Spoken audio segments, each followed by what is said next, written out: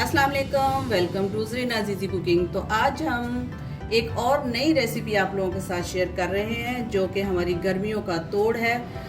लू के लिए बहुत ही मुफीद है। आजकल बहुत गर्मी का मौसम है, आप घर आए हैं, इसका एक गिलास पिएं, इंशाल्लाह आप रिफ़्रेश हो जाएंगे, आपकी थकावट दूर हो जाएगी। तो आप इसको बनाइएगा ज़रूर। तो इसके साथ जो मैं केरी इस्तेमाल कर रही हूँ वो मैं छिलकों के साथ इस्तेमाल कर रही हूँ। तो मैं आपको बताऊँगी कि छिलकों के साथ मैं केरी क्यों इस्तेमाल कर रही हूँ, तो इसका फ़ायदा क्या है। तो ये सब कुछ जानने के लिए आपको रेसिपी में मेरे साथ रहना होगा, बगैर स्किप किए स्टेप बाय स्टेप एंड तक आप रेसिपी को फॉलो कीजिएगा। तो चलिए स्टार्ट करते हैं। अगर आप मेरे चैनल पे नए हैं तो मेरा चैनल ज़रूर सब्सक्राइब कीजिएगा और साथ में लगे बेल आइकन को ज़रूर प्रेस कीजिएगा। रहीम केरी का शरबत बनाने के लिए मैंने यहाँ पे लिए 550 ग्राम केरी। इसका छिलका मैं साथ में इस्तेमाल करूँगी, साथ में आपको बताऊँगी कि छिलका मैं इसका इस्तेमाल क्यों कर रही हूँ। जो भी इसका पार्ट आपको ख़राब लगता है आप उसको निकाल दें और उसके बाद जो दूसरी केरी है उसको आप काट लें। आप चाहें तो छिलका निकाल के भी काट सकते हैं, ऐसे भी काट सकते हैं, क्योंकि छिलके को हम साथ ही पकाएंगे। तो आप इसकी किसी भी तरह आप इसकी रफ़ कटिंग कर सकते हैं। छिलका हम ऐसे ही समझ के वेस्ट कर देते हैं कि बस एक फजूल सी चीज़ है, लेकिन ये बहुत ज़्यादा हमारे हेल्थ के लिए बेनिफिट्स हैं। इसके अंदर एंटीऑक्सीडेंट है जो कि किसी भी बीमारी के साथ लड़ने में हमारी मदद करती है। और वैसे भी ये रिच है, विटामिन सी है, के है, ए है। तो इसको ज़रूर इस्तेमाल करें, क्योंकि लू के लिए तो बचाएगा, लेकिन उसके साथ साथ आपकी स्किन को अच्छा करेगा, आपके आईसाइट को अच्छा करेगा। तो इसलिए मैं इसके छिलके साथ में डाल रही हूँ। छील लेना इसी तरह से, तो बाकी भी मैं ऐसे काट लेती हूँ। चलिए केरी हमारी सारी कट गई है। तो जब हमने इसको साबुत को हमने मेजर किया था तो ये थी हमारी 550 ग्राम, यानी कि आधा किलो से ज़्यादा थी। तो अभी हम इसकी गुठली निकालने के बाद इसको मेजर कर लेते हैं कि ये कितनी है। तो मैं बताती हूँ आपको ये कितनी रह गई है वापस, क्योंकि हमें फिर शुगर उसी के हिसाब से इसमें डालनी है। स्केल मशीन रखते हैं हम यहाँ पे। अच्छा, इसका वेट करने के लिए ये देखें, इसको मैंने बटन को ऑन किया। अब हम इसके ऊपर प्लेट रखेंगे तो प्लेट का अपना एक वज़न आएगा।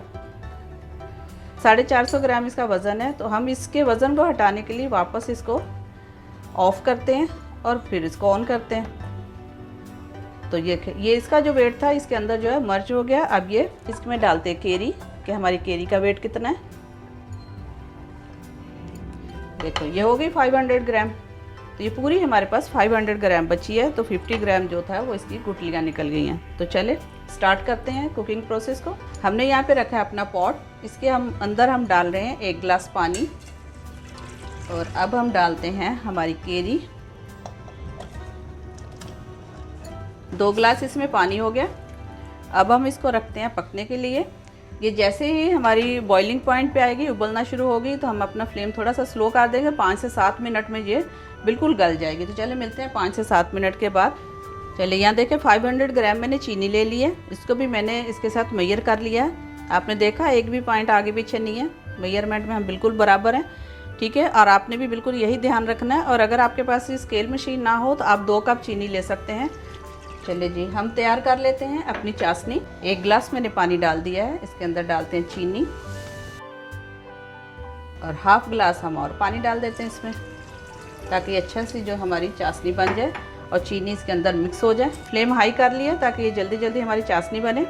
आम भी हमारे दूसरे चूल्हे पे तैयार हो रहे हैं, बस उसको भी 3-4 मिनट और लगेंगे और 3-4 मिनट में ही जो है हमारी ये चाशनी भी तैयार हो जाएगी। चीनी इसमें साबुत नहीं रहनी चाहिए, अच्छी तरह से मेल्ट कर लें, उसके बाद ये खुद ही पक जाएगी। चलिए ये देखिए इसके अंदर शुगर बहुत अच्छी तरह से मेल्ट हो गई है। अब हम फ्लेम को बंद कर देते हैं थोड़ी देर के लिए। केरी देख लेते हैं हमारी। ये देखिए 6-7 मिनट हो गए, बहुत अच्छे तरीके से ये गल गई है। अब इसका फ्लेम भी हम बंद करते हैं, इसको थोड़ी देर के लिए ठंडा होने रखते हैं रूम टेम्परेचर पे। केरी हमारी रूम टेम्परेचर पे आ गई है। अब इसको हम ब्लेंड कर लेते हैं। अब देखिए कितना अच्छा इसका पल्प बन गया है। छिलकों की वजह से जो है हमने इसको पीसना है, ताकि इसको छिलकों का भी अच्छी तरह से इसका जो अरोमा इसके अंदर आ जाए। अब हम इसको स्ट्रेन कर लेते हैं। चम्मच से इसको निकालते जाएं ताकि छिलके का जो थोड़ा बहुत वेस्ट होगा, इसका जो मोटा रह चुका होगा, वो ऊपर छलनी में आ जाएगा। ये स्ट्रेन हो गया। देखिए कितना अच्छा जो पल्प था वो आ गया इसमें। अब इसकी जो वेस्टेज है ये हम हटा देते हैं। चले चलते हैं आगे के प्रोसेस की तरफ। अच्छा ये देखिए जो हमने सिरप बनाया था, चाशनी जो बनाई थी शरबत के लिए, ये हमारी रेडी है। अब हम डालते हैं इसमें पल्प जो हमने निकाला है हमारी केरी का। इसके अंदर डाल देते हैं सारा।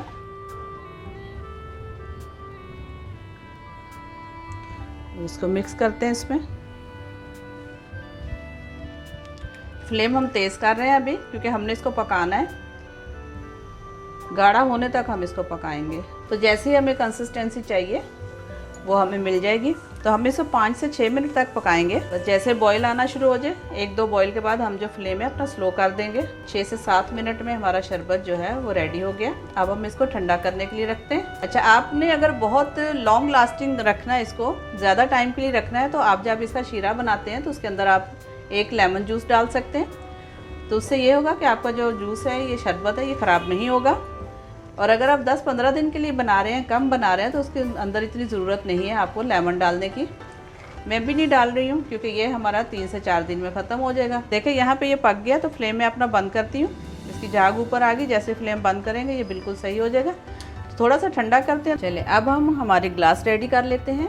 मैंने यहाँ पे लिए है आइसिंग शुगर और उसके साथ मैंने लेमन लिया है। अगर आपके पास आइसिंग शुगर ना हो तो आप क्या करेंगे, तो थोड़ी सी आप शुगर लेंगे, चीनी लेंगे और आप उसको पीस लेंगे तो आपकी आइसिंग शुगर बन जाएगी। हम लेते हैं ग्लास और ग्लास के साथ हम लगाते हैं इसके साथ लेमन। चारों तरफ आप अच्छी तरह से निकाल दें।